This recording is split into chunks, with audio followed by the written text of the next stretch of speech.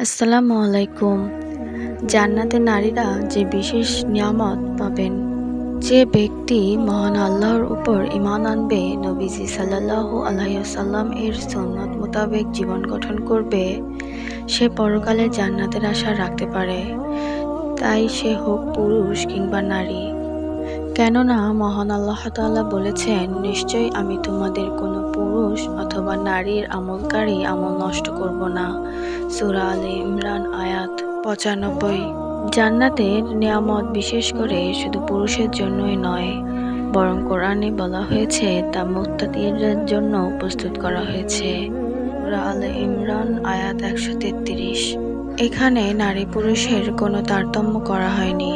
এর দ্বারা বোঝা যায় মহান আল্লাহ জান্নাতে নারীদেরও বহু নিয়ামত দান করবেন। মহান আল্লাহ জান্নাতি নারীদের যা দান করবেন তা হলো, নারীরা জান্নাতে চিরযৌবন ও লাবণ্য পাবেন। নারীরা জান্নাতে হুরের মতো সুন্দর হবেন। তাদেরকে হুরের চেয়েও আলাদা বৈশিষ্ট্য দেওয়া হবে। তারা বৃদ্ধা অবস্থায় মৃত্যুবরণ করলেও জান্নাতে তারা যুবতী হয়ে যাবেন। দুনিয়ায় যেমনই থাকুক, আখিরাতের অপরূপ সৌন্দর্য লাভ করবেন।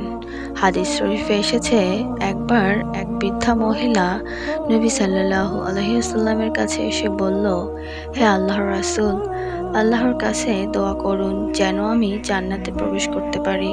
তিনি বললেন, ও হে, কোনো বৃদ্ধা জান্নাতে প্রবেশ করবে না।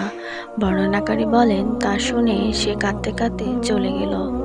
নবী সাল্লাল্লাহু আলাইহি সাল্লাম বলেন, তাকে এ মর্মে খবর দাও যে তুমি যুবতী অবস্থায় জান্নাতে প্রবেশ করবে, তুমি বৃদ্ধ অবস্থায় জান্নাতে প্রবেশ করবে না।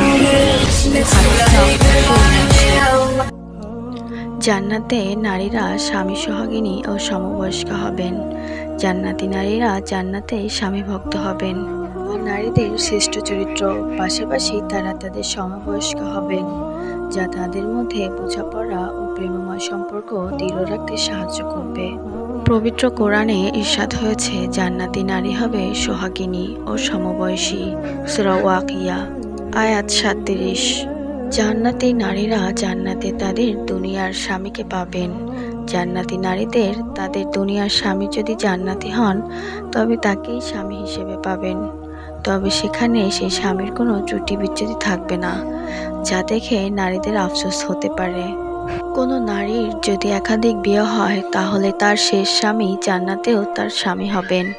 এজন্য হুযায়ফা রাদিয়াল্লাহু আনহু তার স্ত্রীকে বলেন, যদি তুমি চাও তাহলে জান্নাতেও আমার স্ত্রী হতে পারো, তাই আমার পরে অন্যত্র বিয়ে করো না। কেননা নারীরা জান্নাতে তার শেষ স্বামীকে পাবেন। এজন্যই আল্লাহ তাআলা নবী পত্নীদের জন্য নবীজির ওফাতের পর অন্যত্র বিয়ে করা হারাম করেছেন। তারা জান্নাতেও নবীজি সাল্লাল্লাহু আলাইহি সাল্লামের স্ত্রী হবেন। আর যারা বিয়ের আগেই দুনিয়া থেকে চলে যাবেন, তারা মহান আল্লাহর পছন্দের পাত্রের সঙ্গে জান্নাতে বিবাহ বন্ধনে আবদ্ধ হবেন। নারীরা জান্নাতে অন্য হুরদের সঙ্গে সুসম্পর্ক থাকবে।